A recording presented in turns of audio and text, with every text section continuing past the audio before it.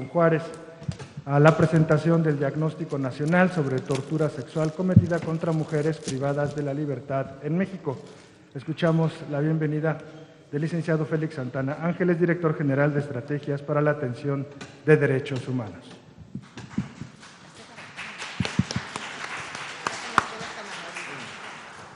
Muy buenos días, tengan todas y todos ustedes, compañeros.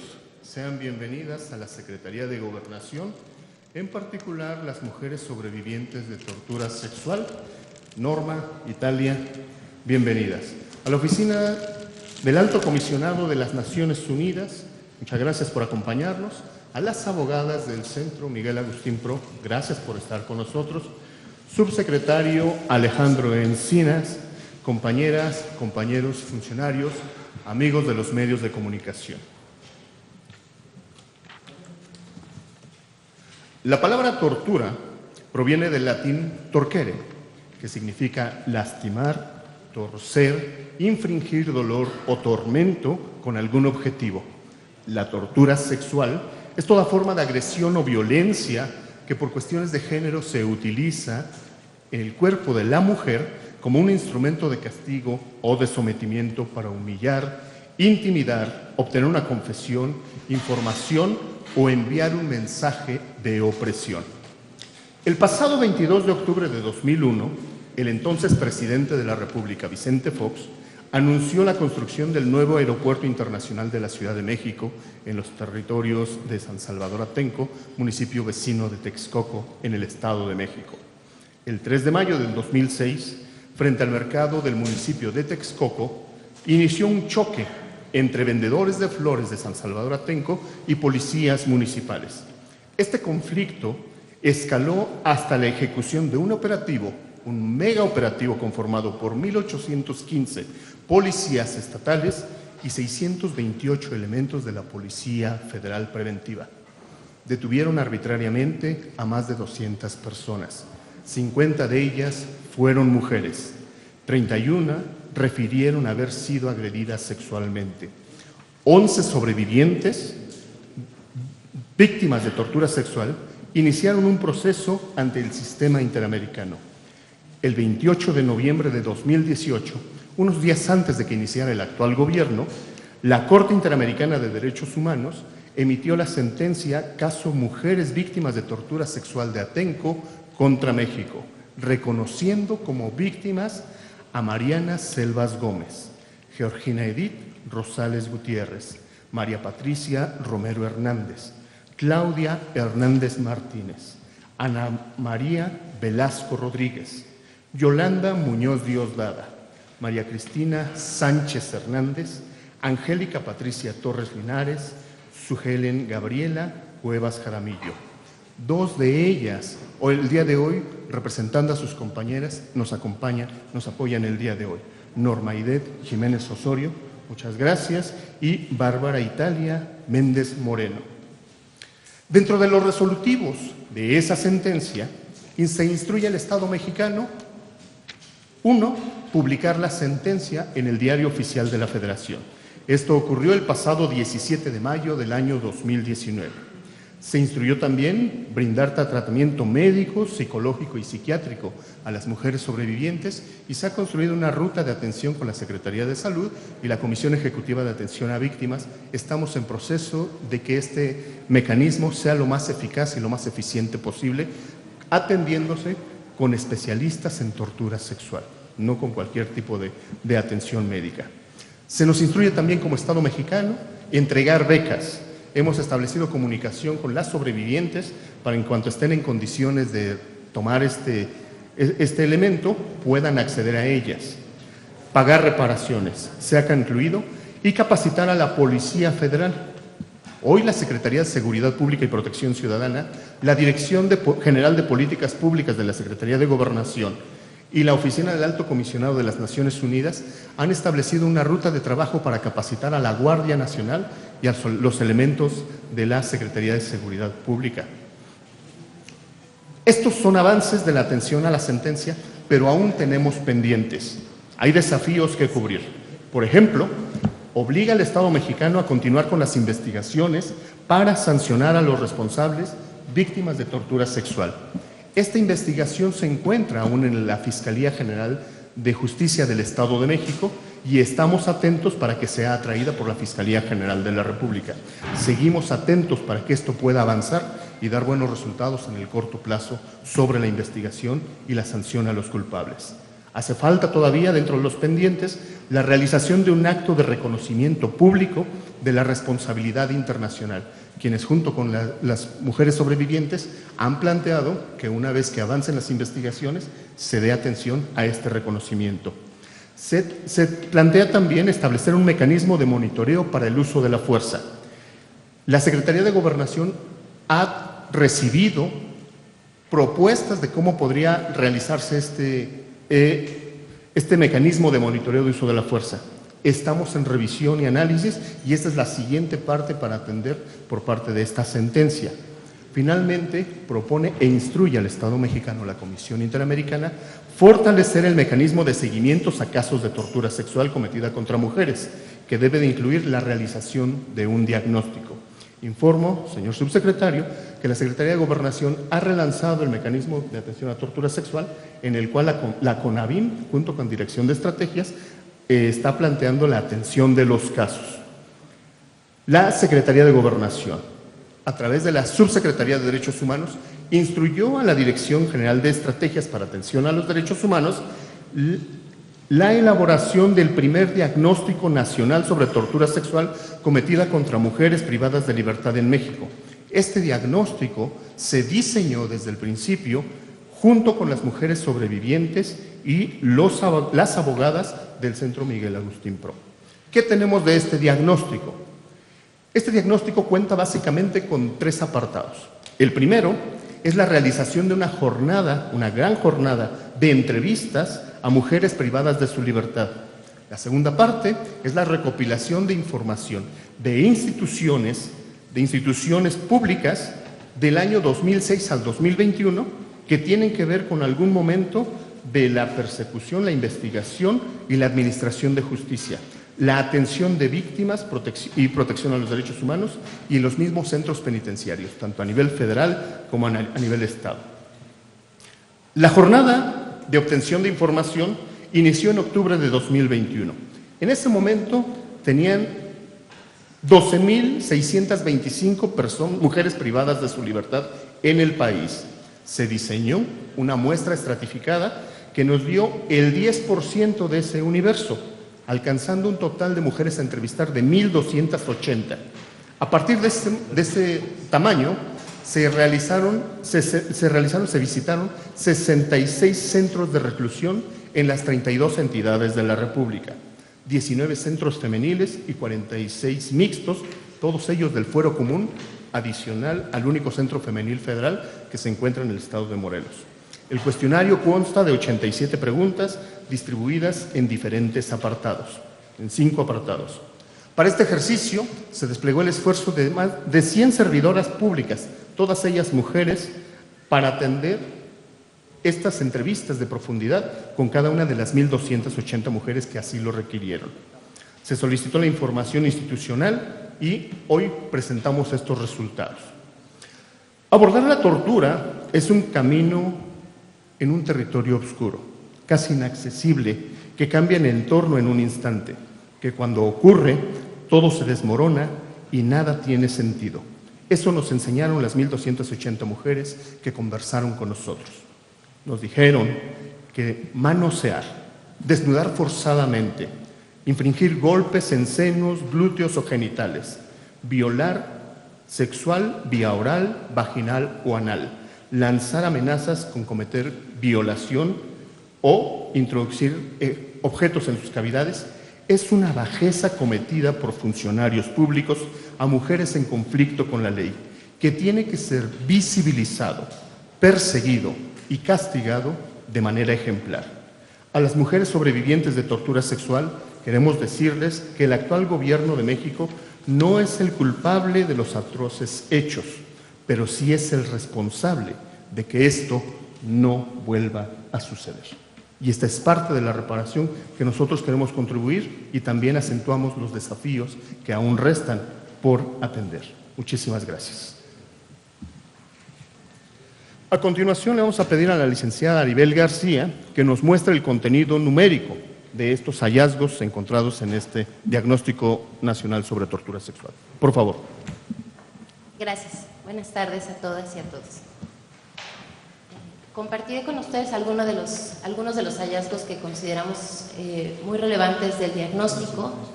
De los resultados obtenidos en el ejercicio que hoy presentamos, se puede concluir que al menos 7 de cada 10 mujeres privadas de libertad sufrió alguna tortura o malos tratos en al menos una etapa de su proceso, de las cuales al menos 3 de cada 10 de mujeres refirió haber sido víctima de tortura sexual, lo cual consideramos que ya es un resultado alarmante. Sin embargo, del análisis realizado de los datos obtenidos en el ejercicio, particularmente de los relatos que voluntariamente algunas de las mujeres entrevistadas compartieron con nosotros, podemos concluir que son un poco más de 8 de cada 10 mujeres privadas de libertad que sufrió algún tipo de agresión en cualquiera de estas etapas. Las etapas que estudia este diagnóstico son el arresto y el traslado, la estancia en el Ministerio Público, el arraigo, la estancia al centro penitenciario y la etapa de juicio y sentencia. Un poco ustedes encontrarán en el diagnóstico que hoy les entregamos algunos relatos de estas mujeres que decidieron compartir con las funcionarias públicas que acudimos a la jornada, y fue donde pudimos identificar que si bien en muchas ocasiones no necesariamente visibilizaban la tortura o las violencias de las cuales habían sido víctimas, en sus relatos pues notamos una serie de elementos que podrían constituir alguna otra violación a sus derechos humanos, dando como resultado en el caso específico de la tortura sexual que un poco más del 4 de cada 10 mujeres sufrieron tortura sexual, esto derivado de este análisis más cualitativo. Evidentemente evidenciando la preocupante normalización de las violencias que cometidas contra las mujeres y bueno, que no se reconocían en un momento como víctimas. Este ejercicio también arroja datos que son muy relevantes respecto a las condiciones económicas, sociales y culturales que vivían las mujeres previo a su detención. Hay algunos datos que quiero compartir, como el 68% de las mujeres entrevistadas tienen al menos de 20 a 39 años de edad, siendo la edad más productiva en sus vidas laborales, de desarrollo y subsistencia.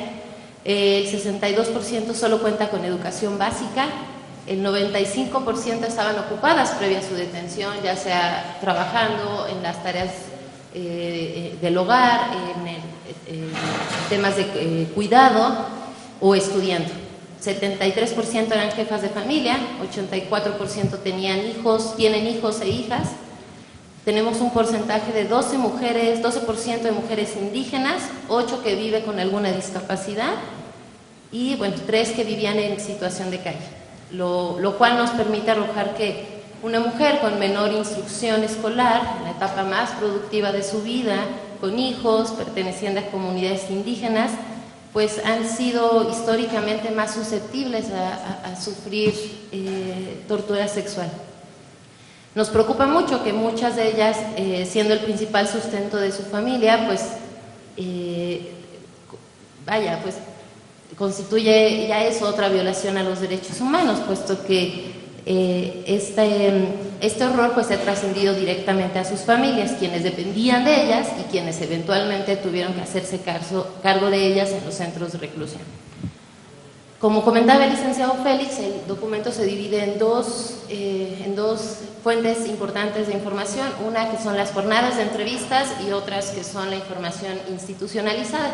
Esa es esta serie de información que solicitamos a 32 fiscalías, 32 comisiones ejecutivas de víctimas, 32 poderes judiciales, órganos desconcentrados de redactación social, migración y bueno, de estas también en el ámbito federal, de las cuales quisiera también compartir un par de datos que nos parecen también relevantes.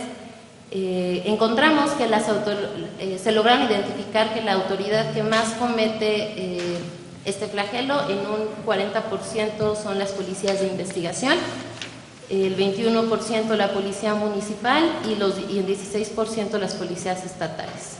Insisto, es un ejercicio que se realizó a nivel nacional en las 32 entidades de la República.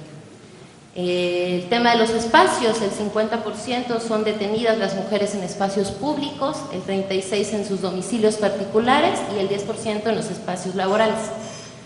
Otro tema que nos preocupó muchísimo es que es muy elevado el porcentaje de las mujeres que no fueron informadas de sus derechos, constituyendo un 81%, y el 65% no fue informada del delito que motivó su detención. Los delitos más comunes que encontramos es homicidio, secuestro, robo y delitos contra la salud, de las cuales ellas están siendo procesadas o son sentenciadas. También es muy alto el número de las mujeres que están en prisión preventiva. Otro dato también preocupante es el tiempo entre la detención y la presentación ante el Ministerio Público. El 33%, que es el número más alto, tardó entre 4 a 24 horas en ser presentada a una agencia del Ministerio Público. Y bueno, entre las agresiones más comunes están las físicas, las patadas, los manoseos, los golpes en senos, glúteos o genitales y la violación.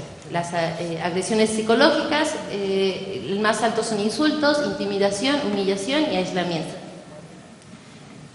Respecto a los datos de la información institucionalizada, tenemos de la información recabada, las comisiones locales de derechos humanos y la Comisión Nacional reportan 11.949 quejas por tortura, 2.550 corresponden a mujeres y 316 refirieron actos de tortura sexual, emitiendo al final 59 recomendaciones. Las fiscalías reportaron a su vez 10.678 denuncias, de las cuales 221 están registradas de haberse cometido con violencia sexual.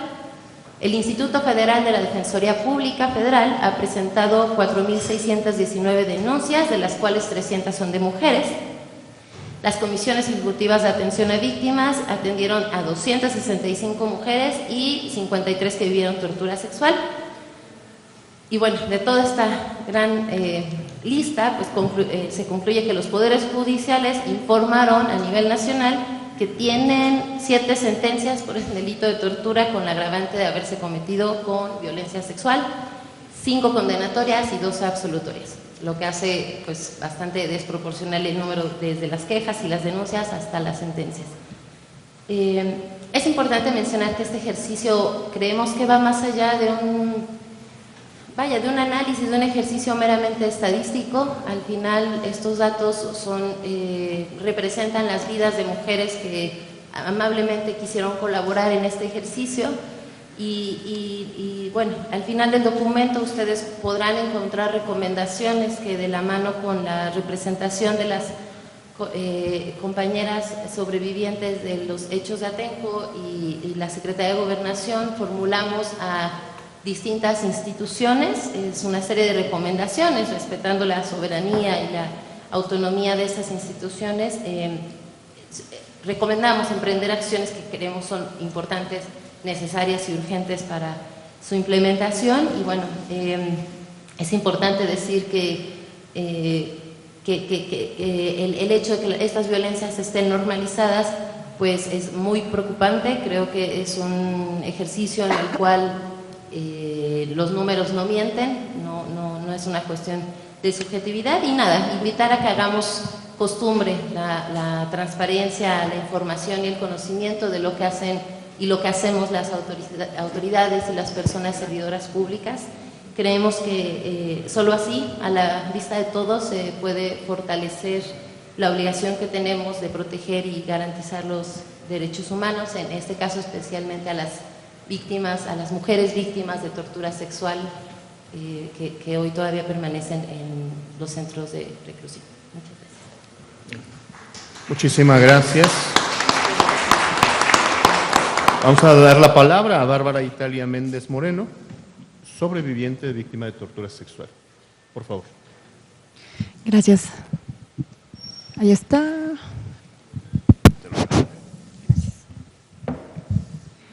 Buenos días, compañeras y compañeros de la prensa, personas servidoras públicas, personas de la mesa, muchas gracias. Mis compañeras del Centro PRO, con la anuencia de nuestras compañeras que el día de hoy no se encuentran con nosotras, saludamos la publicación del Diagnóstico Nacional sobre la tortura sexual cometida contra mujeres.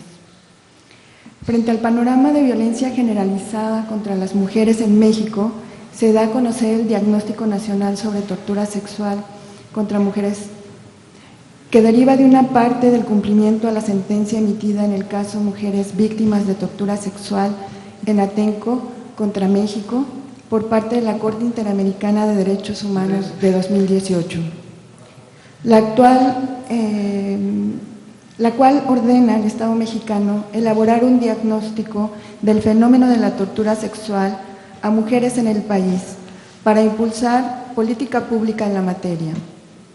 En este contexto, bajo la coordinación de SEGOV, se crea el primer Diagnóstico Nacional sobre Tortura Sexual cometida contra las mujeres privadas de la libertad en México, a través de 1,280 entrevistas a mujeres en diferentes centros de reclusión alrededor del país, así como la información proporcionada por autoridades para finalmente emitir una serie de recomendaciones a diversas autoridades. Como es de su conocimiento, nosotras fuimos objeto de detención arbitraria, tortura sexual y otras graves violaciones a derechos humanos. Nosotras, mujeres modestas, amas de casa, estudiantes, comerciantes, comunicólogas y activistas, muy a pesar del estigma y del miedo, nos dimos a la tarea de narrar la tortura, denunciar lo que significó ser mujer en Atenco y en Texcoco aquellos días de mayo de 2006. No encontramos ninguna instancia en México que diera respuesta a nuestra exigencia de verdad y justicia. Peor aún, nos llamaron mentirosas, nos señalaron como revoltosas. Incluso Wilfrido Robledo, comisionado de la Agencia Estatal de Seguridad del Estado de México en el momento de los hechos, declaró que ninguna mujer que hubiera pasado por lo que nosotras afirmábamos se atrevería a repetirlo en voz alta. Así fue como emprendimos un largo camino de litigio ante el Sistema Interamericano de Derechos Humanos, que finalmente en 2018 permitió que la Corte Interamericana emitiera su sentencia, en la que nos dio la razón a las mujeres y condenó al Estado por las violaciones de derechos humanos cometidas en nuestra contra, ordenando una serie de medidas, incluidas la investigación de los hechos y otras más de no repetición. Una serie que buscara generar cambios estructurales para que estos hechos no se repitieran. Entre estas se encuentra justo el fortalecimiento del mecanismo contra la tortura sexual y la elaboración de un diagnóstico nacional. Cuando estuvimos en la cárcel, escuchamos los testimonios de viva voz de mujeres jóvenes y ancianas, en su mayoría de los sectores más empobrecidos del país, detenidas por diversos delitos en años recientes y pasados. Narrar el horror del momento de sus detenciones y traslados, incluso sus prolongadas estadías en sedes ministeriales u otras que desconocían. Las marcas de la tortura física y sexual eran evidentes entre las mujeres recluidas en el penal de Santiaguito en el Estado de México. Al salir de prisión, nos dimos a la tarea de emprender una campaña de denuncia social por todo el país. Acudimos a colectivos y organizaciones hermanas de la Sexta, universidades, organizaciones de la sociedad civil y todo aquel grupo, grande o pequeño, que quisiera recibirnos y escuchar nuestro testimonio y las estrategias que generamos para afrontar el horror de forma colectiva. Fue en ese ejercicio que nos encontramos hermanas sobrevivientes por todo el país. Mujeres del periodo más cruento del terrorismo de Estado conocido como Guerra Sucia, otras más durante el levantamiento zapatista de 1994, así como en contextos de militarización de diversas regiones del país en zonas indígenas, además de la represión de diferentes movimientos sociales, como las manifestaciones de 2004 contra la tercera cumbre de América Latina realizada en Guadalajara y la violenta represión en Oaxaca durante varios momentos en 2006. La militarización del país como estrategia de seguridad y la mal llamada guerra contra el narcotráfico detonó en numerosas detenciones arbitrarias y el uso de la tortura generalizada y, por supuesto, en el caso de las mujeres, tortura sexual. Esto nos acercó a conocer mujeres detenidas y torturadas en este periodo y reconocimos la necesidad de tejer redes de solidaridad con ellas. En 2014, fundamos junto con el Centro PRO, otras mujeres sobrevivientes y organizaciones hermanas de la sociedad civil, la campaña nacional denominada Rompiendo el Silencio, todas juntas contra la tortura sexual, que ahora integra casi 30 mujeres sobrevivientes de diferentes regiones del país, con el objetivo de documentar y visibilizar casos de mujeres que valientemente denunciaron desde la cárcel la tortura sexual. En ese momento, nuevamente nos encontramos con la inacción de las autoridades para dar respuesta a las mujeres denunciantes. En 2015, impulsamos, junto con varias organizaciones de la sociedad civil y el Centro PRO, la creación del mecanismo contra la tortura sexual a cargo de CONAVIN, en respuesta a una audiencia temática sobre la tortura sexual en la Comisión Interamericana de Derechos Humanos. Como lo hemos afirmado todos estos años, y ahora el diagnóstico lo confirma, la tortura sexual en México contra mujeres persiste. No es un hecho del pasado, esta ocurre hasta el día de hoy. Con alta comisión por parte de instituciones de seguridad de diferentes niveles de gobierno, civiles y castrenses, y la necesidad imperiosa de impulsar acciones para atenderla. Es por esta razón que las recomendaciones que se establecen en el diagnóstico deben ser la ruta para que las autoridades impulsen verdaderos cambios, más allá de esta simbólica presentación que permita atender lo que miles de mujeres viven día a día cuando se enfrentan con agentes de seguridad.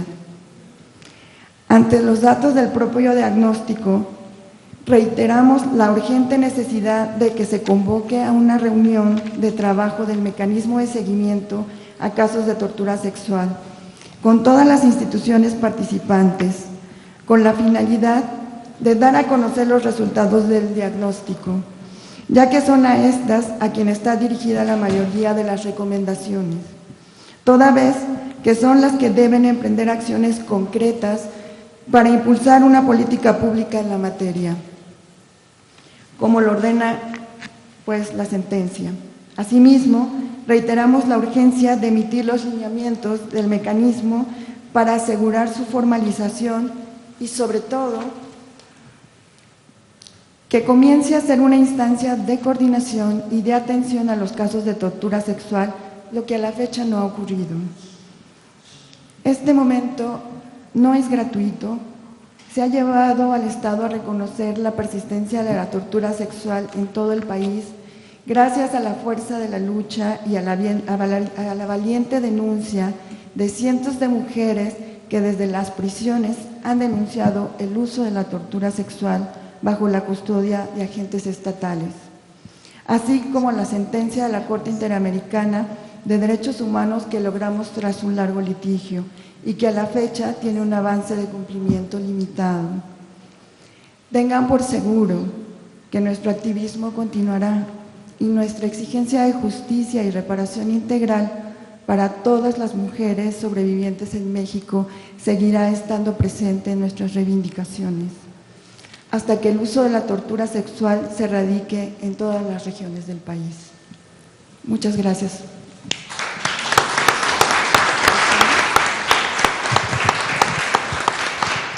Muchas gracias. Le vamos a ceder la palabra a Norma Aide Jiménez Osorio, víctima sobreviviente de tortura sexual. Por favor. Gracias. Muy buenos días a todas y todos. Bueno, sin duda podemos reconocer que específicamente en esta medida pues hay un avance que tenemos que reconocer. El poder aceptar y documentar que existe la tortura sexual en México es algo que tenemos más de 15 años peleando, y estar este día aquí sentadas creo que de alguna forma no solo nos da la razón, no solo echa por tierra cuando nos dijeron mentirosas, sino que también da marco a una lucha que llevamos muchos años peleando. Bueno, decir que para nosotras ha sido muy difícil todos estos años dar esta pelea, pero también hemos podido conocer y reconocer la tortura sexual en todos sus ámbitos, con todas sus aristas y con todos sus impactos. Pudimos reconocer que habíamos sido víctimas de tortura sexual, pudimos reconocerla y también pudimos tratar de conceptualizar alrededor. No solo se quedó ahí, sino que hemos escuchado y compartido camino con muchas mujeres que lo habían vivido. Estamos hablando de 15 años de que esto sigue ocurriendo.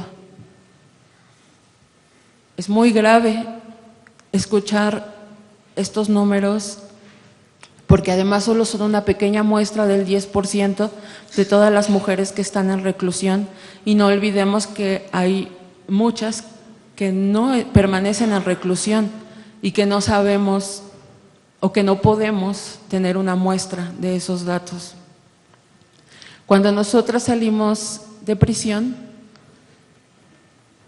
como bien decía Italia, en prisión conocimos testimonios de muchas mujeres que habían vivido lo mismo que nosotras, tal vez por otras corporaciones en otros estados de la República, pero ahí nos dimos cuenta que no eran hechos fortuitos, sino que era una práctica sistemática, porque pareciera que nos habían detenido las mismas personas, aunque fuera en otros años, por otras corporaciones y en otros territorios del país.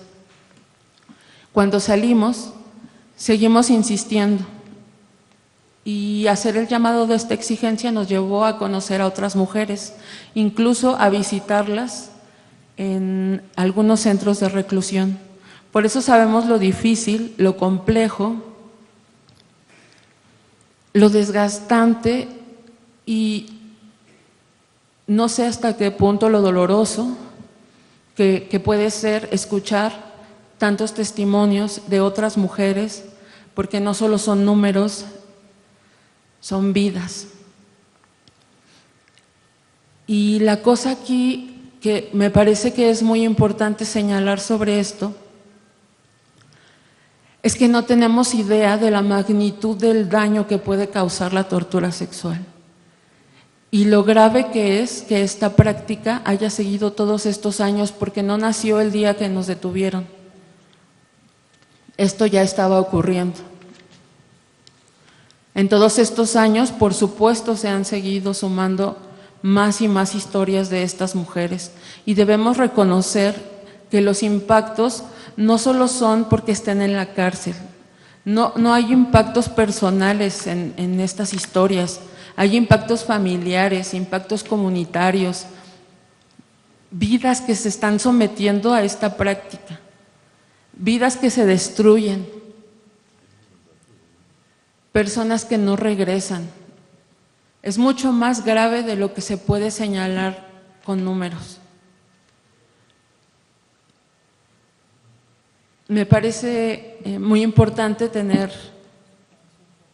esta información, que sea de forma pública, pero creo que lo más importante es entender que con esta información viene acompañada de muchos retos. ¿Cómo vamos a reparar a todas estas mujeres? Es decir, ¿cómo el Estado piensa que puede llegar a reparar, por lo menos en una parte, a todas estas mujeres que ni siquiera conocemos, porque estamos hablando de un 10%. Y para nosotras estamos aquí sentadas después de 15 años de lucha, después de 15 años de estar acompañadas por el Centro PRO, por otras organizaciones, por personas solidarias, y esas mujeres tendrán las herramientas para estar acompañadas, sabrán que lo que les está sucediendo son impactos que tienen un nombre y que se llama tortura sexual y que tienen un responsable. Ellas tendrán acceso a la salud, a recuperar sus vidas, a lidiar con todas las secuelas que puede dejar física y emocionalmente, cómo resarcir esas relaciones y esos lazos familiares y comunitarios que se rompieron.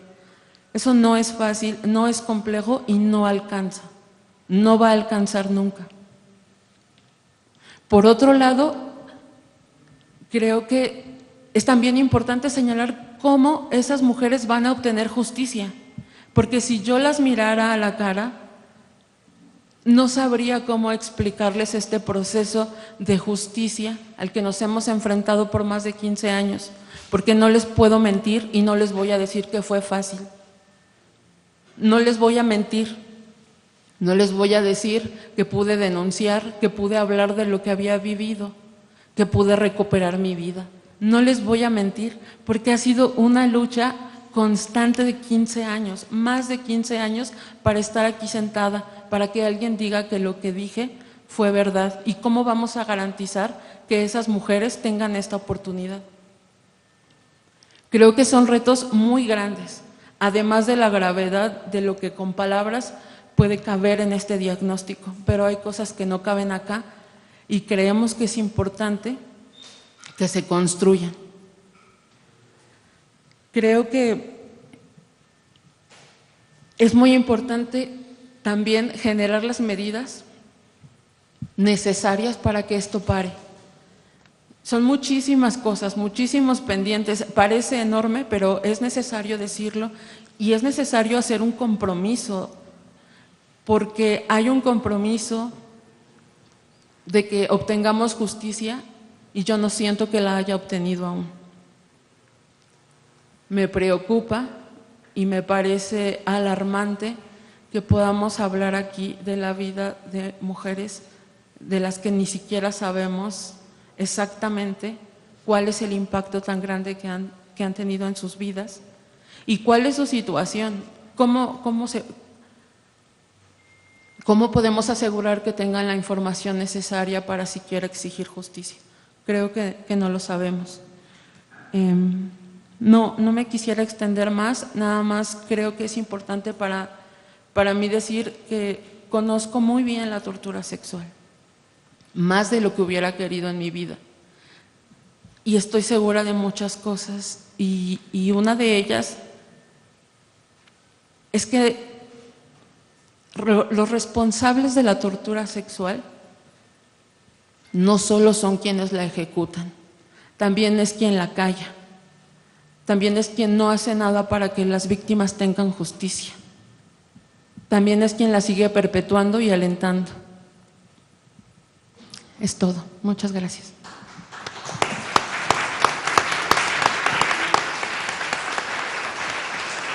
Muchas gracias. Cedemos la palabra al subsecretario de Derechos Humanos, licenciado Alejandro Encinas Rodríguez. Bueno, muchas gracias, muy buenas tardes, tengan todos y todos ustedes. Agradecemos la atención que se ha tenido para la convocatoria a esta conferencia de prensa. Estamos presentando el Diagnóstico Nacional sobre Tortura Sexual cometida contra mujeres privadas de libertad en nuestro país. Y saludo con mucho aprecio y reconocimiento tanto a Norma Aide como a Bárbara Italia, que en representación de sus otras 9 compañeras, son 11 mujeres valientes que a lo largo de 15 años han emprendido una lucha para esclarecer estos hechos y que se haga justicia. Yo por ello creo que este evento, más allá de la presentación de este diagnóstico que se desprende de una sentencia de la Corte Interamericana de Derechos Humanos emitida en 2018 sobre los graves hechos represivos y de violación a sus derechos en el 2006 es un acto de reivindicación y de dignificación de estas mujeres que dijeron la verdad, que tienen y les asiste la razón y que más allá de la estigmatización social de toda esta persecución de la que fueron objeto el día de los hechos y durante su reclusión, han encarado con mucha dignidad estos hechos y están empezando a tener respuesta para que haya justicia. De ahí la importancia de un diagnóstico de esta naturaleza que, como bien ellas han señalado, también reconocer al Centro PRO por el acompañamiento que han hecho durante todos estos años de las compañeras. Creo que ha sido un trabajo muy diligente y oportuno. Entonces yo digo que más allá de los datos, de las estadísticas que este diagnóstico arroja, como ellas bien lo han señalado, da cuenta de la gravedad de un problema que existe en nuestro país, que no ha sido posible erradicar y que lamentablemente se presenta en todas las fases del proceso en que las mujeres expuestas a una condición de violación a la ley están expuestas. Y pues solamente basta ver algunos de los datos que arroja el diagnóstico para ver cómo el 80% de las agresiones se dan por parte de cuerpos de seguridad del Estado mexicano en el primer contacto con la autoridad. El 37% de estas agresiones y esta tortura sexual se da fundamentalmente en el momento de la detención y el traslado al Ministerio Público, y el 41%, y eso es por parte de policías municipales y policías estatales, y el 41%, cerca del 42%, por la policía ministerial al momento del traslado del Ministerio Público al centro de reclusión. Lo que no quiere decir que en los centros de privación de la libertad no sucedan estos hechos. Pero creo que este dato habla por sí mismo. Es un dato que señala con toda precisión y claridad dónde tenemos, en lo fundamental, la comisión de este delito. Porque es más allá del agravio personal y violatorio de sus derechos, es un delito cometido por agentes del Estado mexicano y que debe de ser atendido con toda firmeza, porque la otra cara de este grave problema es la impunidad en que se encuentra el castigo a los responsables de estos hechos. De este dictamen, o esta sentencia, que deriva de la Corte Interamericana, es el resultado de este diagnóstico.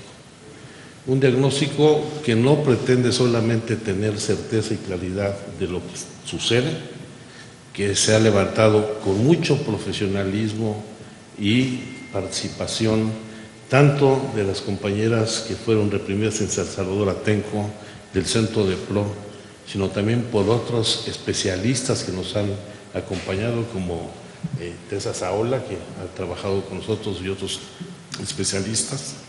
Pretendemos que se deriven acciones muy puntuales para enfrentar este problema.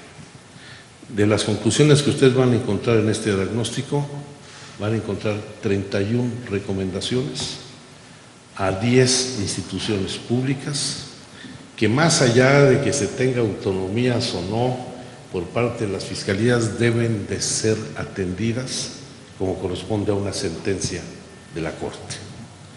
Desde los temas básicos para que las fiscalías de los estados y la General de la República emprendan acciones penales contra los servidores públicos que han cometido estos ilícitos, hasta la obligación de las fiscalías de garantizar que existan médicos legistas y fiscalías especializadas para que puedan tener un perfil de género en las intervenciones de todas las mujeres detenidas, hasta promover la independencia de los servicios periciales de los ministerios públicos para fortalecer la imparcialidad de los dictámenes.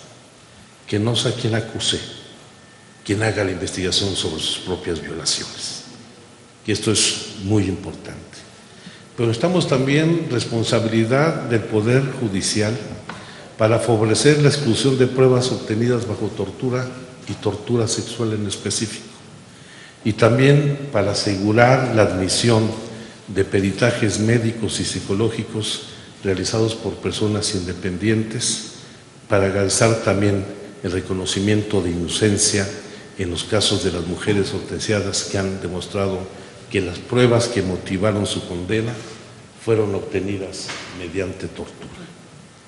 Y todo ello debe obligar a las instituciones públicas a abrir la participación de las organizaciones de la sociedad civil para fortalecer el Mecanismo Nacional de Prevención de la Tortura en la supervisión de los asuntos penitenciarios, en establecer mecanismos de denuncia y acompañamiento en centros penitenciarios y en impulsar informes periódicos sobre la tortura sexual en todas las mujeres privadas de la libertad en nuestro país.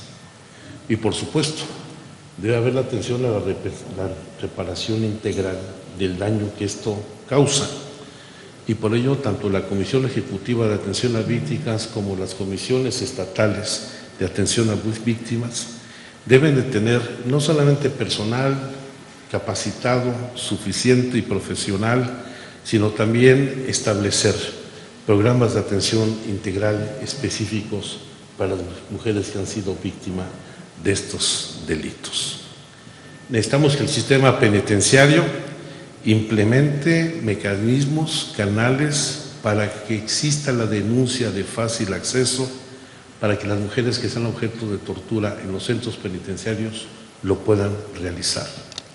Necesitamos que las autoridades encargadas de la seguridad pública no solamente cuenten con los instrumentos de control y fiscalización del comportamiento de sus cuerpos de seguridad, sino que tengan capacitación, seguimiento y, por supuesto, mecanismos de control interno para castigar este tipo de violaciones.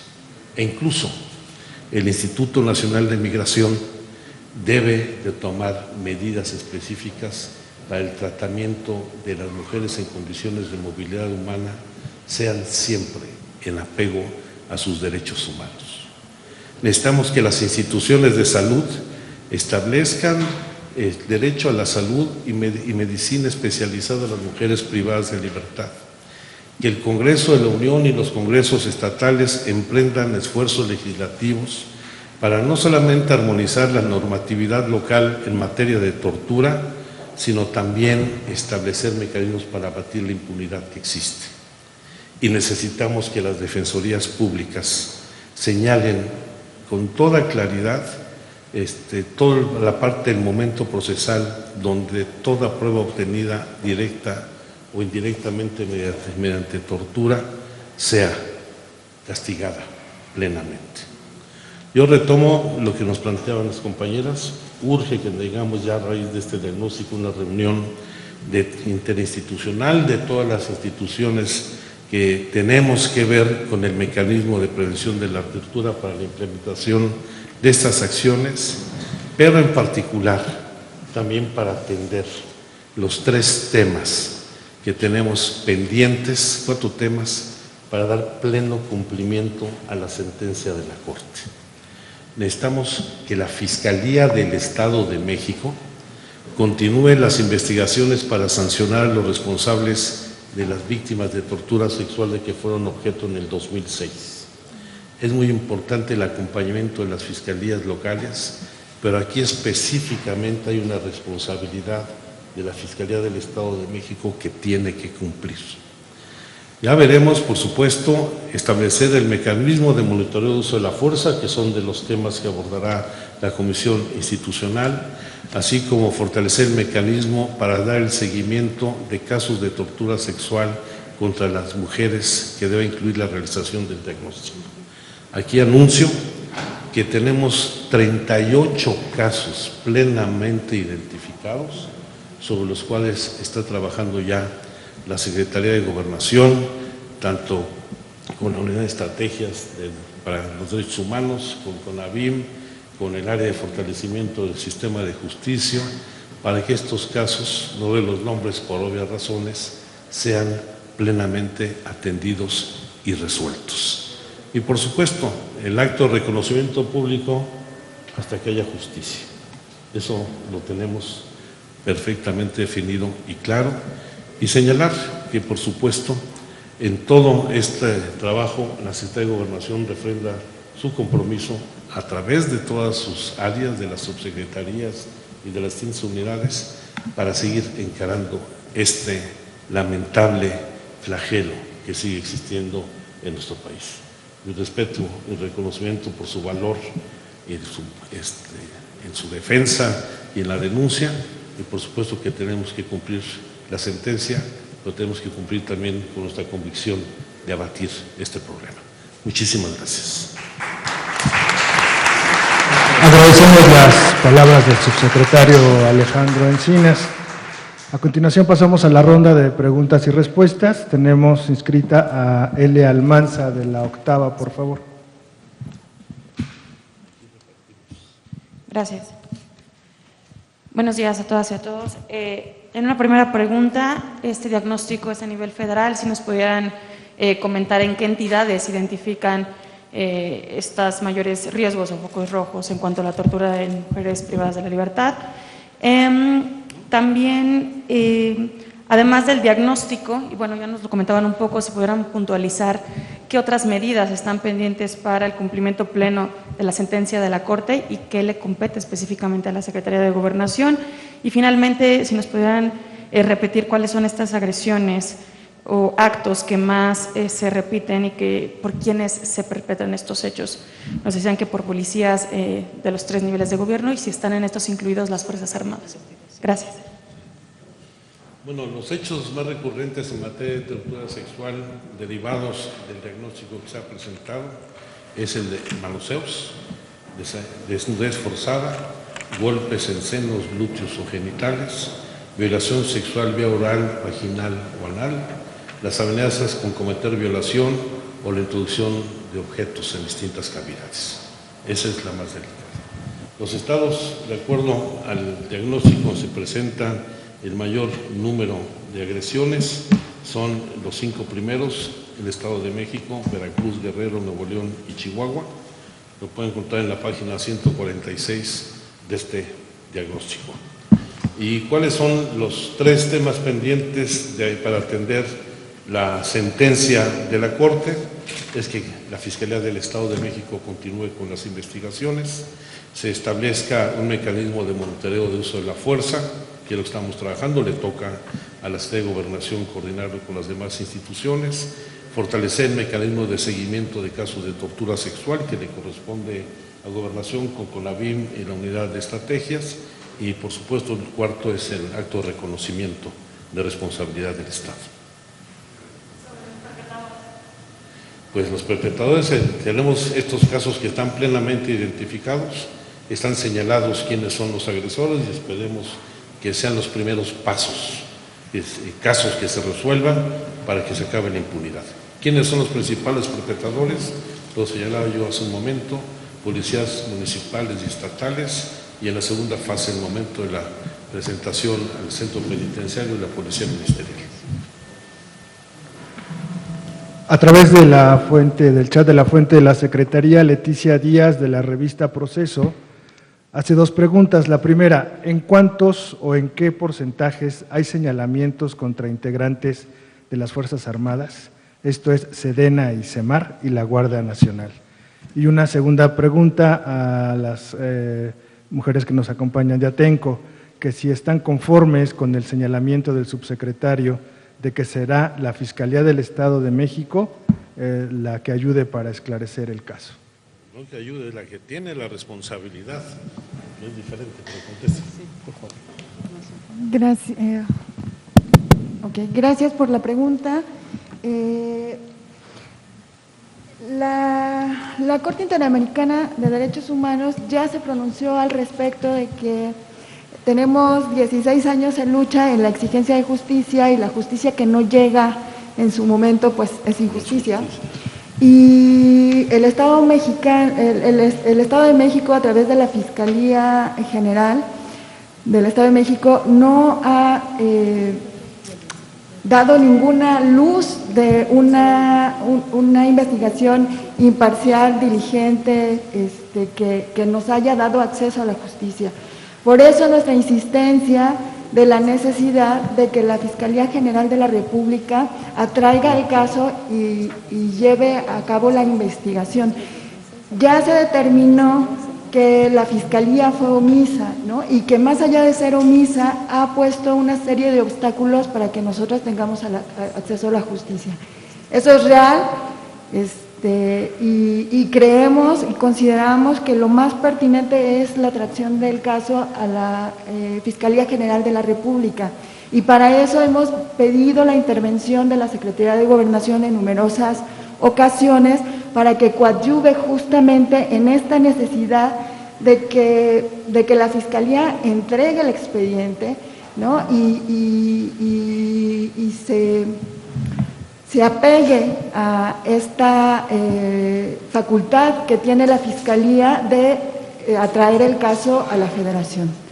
Eso es muy claro para nosotras, vamos a seguir insistiendo en esa exigencia y estamos litigándolo, por desgracia, ¿no? Estamos ahora en un momento, en un amparo que esperemos que se resuelva pronto, justamente que determine que la Fiscalía General de la República, por supuesto que tiene la atribución de atraer la investigación. Y esperemos que esto ocurra pronto. Coincidimos totalmente. Y en el caso de las denuncias en el ámbito federal, el caso de Sedena representa el 7% y Semar el 6%. Tenemos anotado a Néstor Jiménez, La Jornada.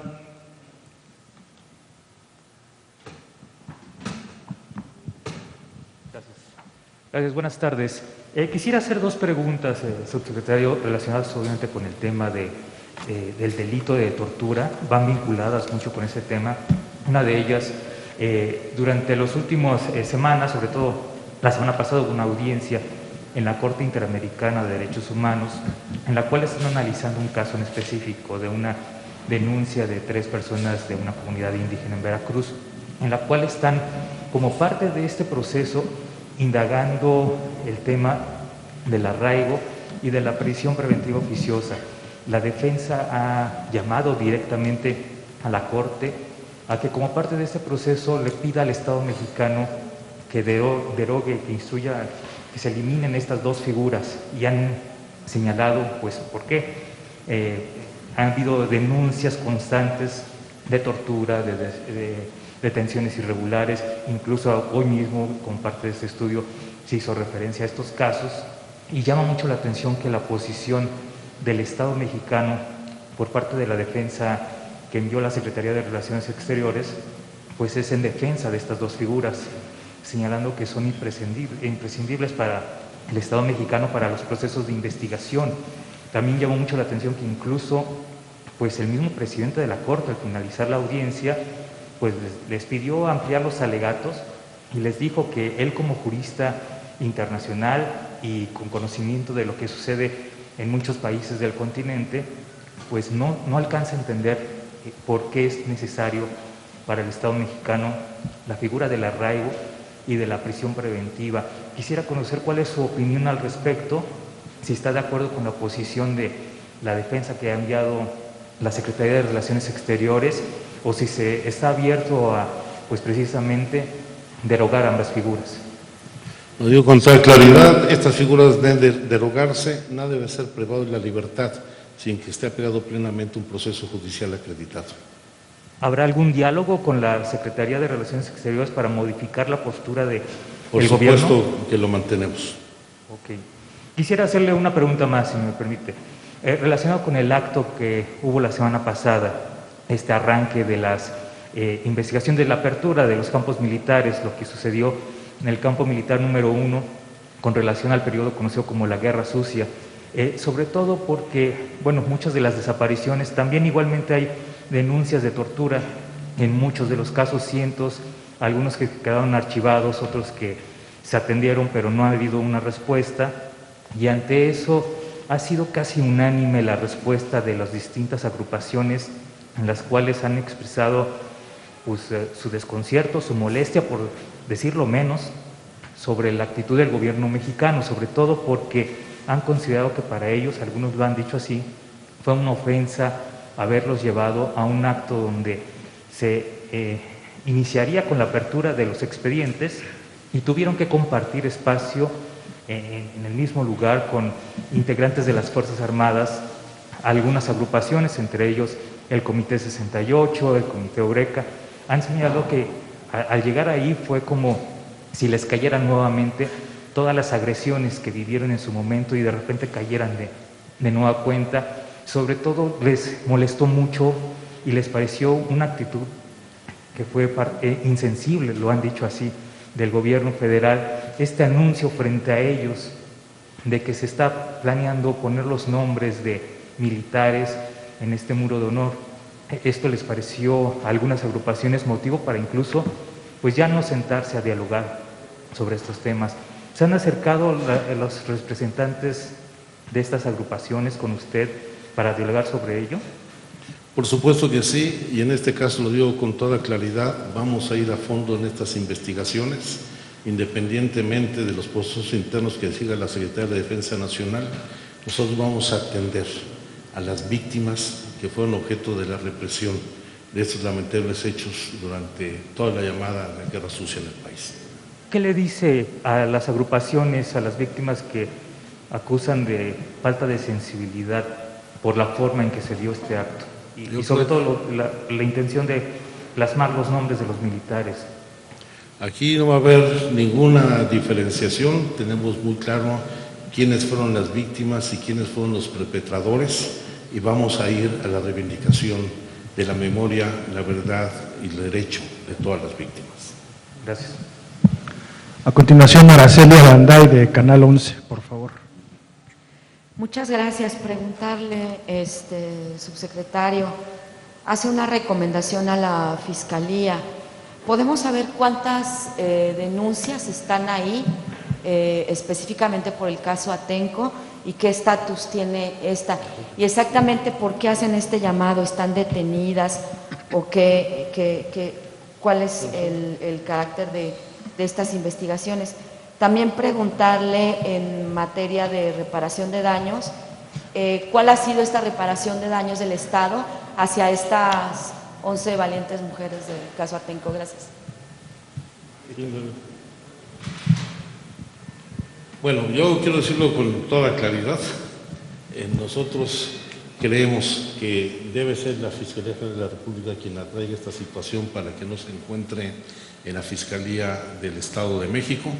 Esa es parte de las conclusiones a las que llega este diagnóstico. Esto implica un giro y un replanteamiento total de la investigación, y esperemos que eso nos lleve justamente a que haya justicia. ¿Nos quieres complementar?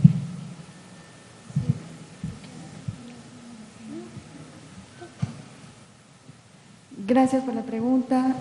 En cuanto al tema de la reparación integral, como bien sabes, tiene diferentes dimensiones. Hay unas medidas que tienen que ver con rehabilitación y con resarcimiento, y el tema de acceso a la salud, ¿no? Nosotros tenemos una ruta de salud que ha tenido dificultades y que ahora mismo nos encontramos justamente a través de la subsecretaría resolviendo cada una de las rutas de salud para que todas mis compañeras, sus familias, tengamos acceso justamente a la salud, a la atención psicológica y psiquiátrica, y buscar los mecanismos más idóneos para que se adapten a las necesidades de cada una de nosotras. Eso es una situación muy compleja porque estamos hablando de muchas mujeres y sus familias, y cada una tiene una especificidad y como tal se tiene que tratar y estamos explorando rutas justamente de salud que nos den acceso a esta a través de el acompañamiento, por supuesto, del Centro PRO y de la Subsecretaría de Derechos Humanos. También la dimensión importante de la reparación integral del daño tiene que ver con el acceso a la justicia, y es justamente el gran talón del Estado mexicano, ¿no? Que las víctimas, no importa cuánto tiempo llevemos en la exigencia, tenemos una dificultad enorme para acceder a la justicia, y los casos emblemáticos de muchos años siguen impunes, ¿no? Hasta este punto. Entonces, nuestra lucha, por supuesto que es la reivindicación de la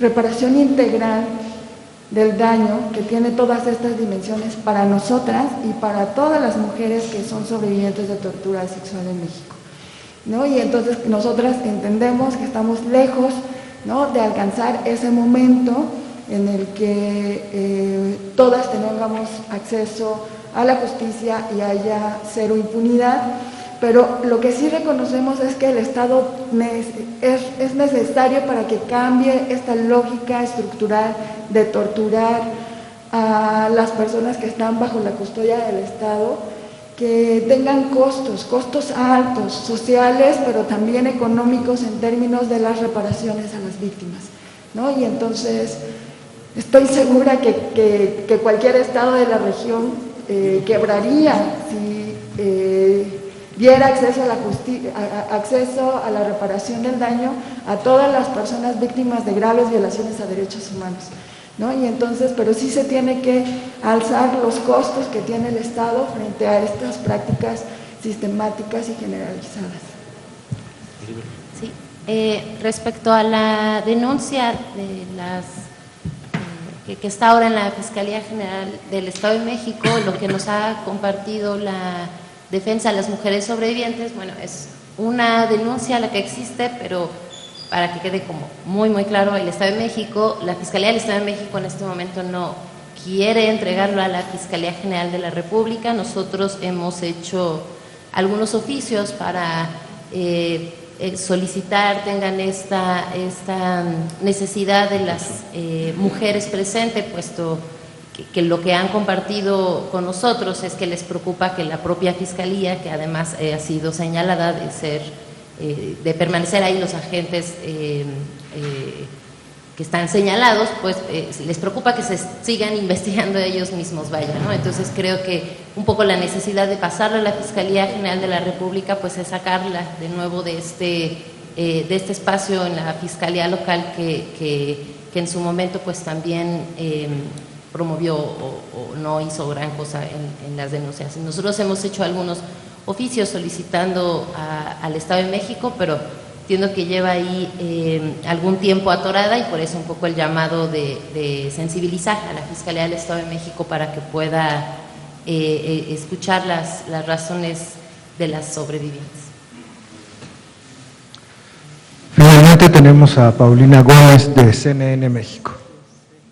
Buenas tardes, subsecretario. Pues yo quisiera preguntarle, en el marco de la crisis migratoria que estamos viviendo, si nos pudiera platicar cuántas mujeres víctimas de tortura sexual, mientras que están privadas de su libertad, son migrantes irregulares en un año o en 3 años, no sé, algún dato que tenga, y cómo se les está apoyando a las migrantes irregulares. También quisiera preguntarle si las migrantes están denunciando al ser víctimas de estos delitos, y si no lo hacen, ¿por qué?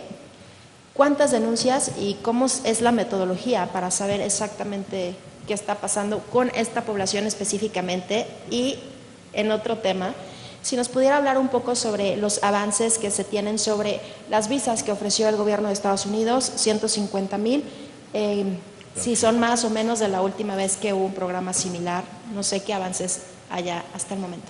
Sobre la última parte, está en proceso, sería el número de visas más alto que hubiéramos registrado a lo largo de los años. Y sobre el otro, prefiero darte los datos puntuales porque efectivamente es muy bajo el nivel de denuncia de mujeres migrantes sobre estos hechos, y quisiera darte los datos precisos, no inventarlos ahorita. Sí. Ok, agradecemos a los funcionarios y a los medios de comunicación que nos acompañaron a la presentación de este diagnóstico. Que tengan todos un excelente inicio de semana. Muchas gracias, tengan un buen día. Muchas gracias a mis compañeros.